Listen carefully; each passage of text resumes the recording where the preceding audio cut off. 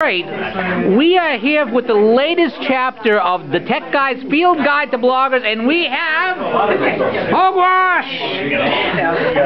Or some person fortunate enough to look like. Okay, Bill, tell us about...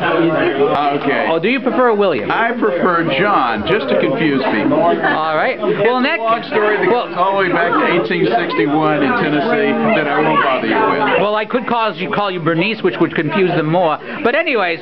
Just don't call me late for dinner. Okay, now we got that one. Well, now that we've got all of the one-liners done, tell us about what prompted you to get involved in all this Hogewash. Okay, I decided that I would take up blogging just because I enjoyed watching so many other people doing it.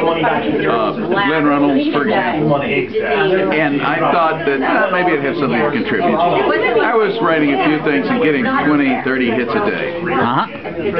And then Brett Kimberlin started his stuff, and Lee Stranahan did the Everybody Blog about Brett Kimberlin Day, and most of the court action was in my neighborhood, so I wound up covering it.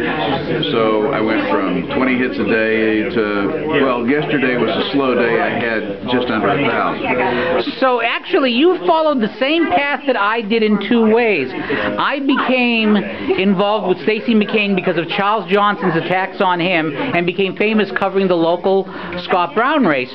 You went from a 20-hit blogger to a 1,000-hit blogger because of the Kimberlin attacks, plus the fact that it was local, so it was the same item taking place at the same time rather than two different ones, but it's the same path. And in fact, working with Stacey. Now, working with Stacey, you're a blogger who's worked with Stacey. I'm a blogger that's worked with Stacey. If another blogger was thinking about working with Stacey, what's the one bit of advice you would give them? Hold on. No. He drove my car once. He drove Ali's car a couple of times, and I think there's a dent on each side now.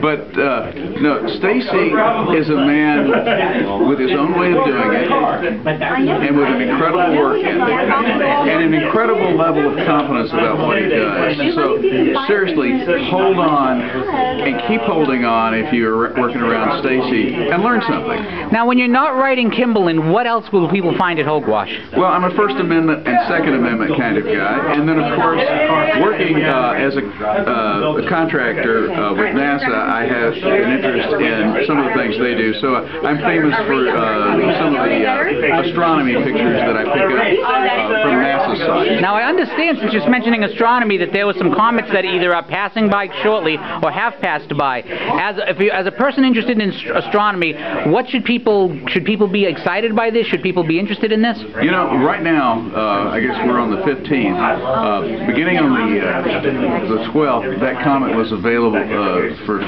seeing in the early evening hours in the northern hemisphere. And NASA, if you go to nasa.gov, there's actually a link there that shows you sky maps of where you can see the comet. And, you know, that's a wonderful thing to get a kid interested in science, to see that kind of thing going on in the sky. So, yeah, be excited. And finally, where can people find your blog if they're not just following the links from Twitter? Okay, Hogewash.com, Hogewash.com. And the Twitter handle is? At WJJHOGE. Bill Bernice or Irving Berlin, thank you very much for your time. Okay.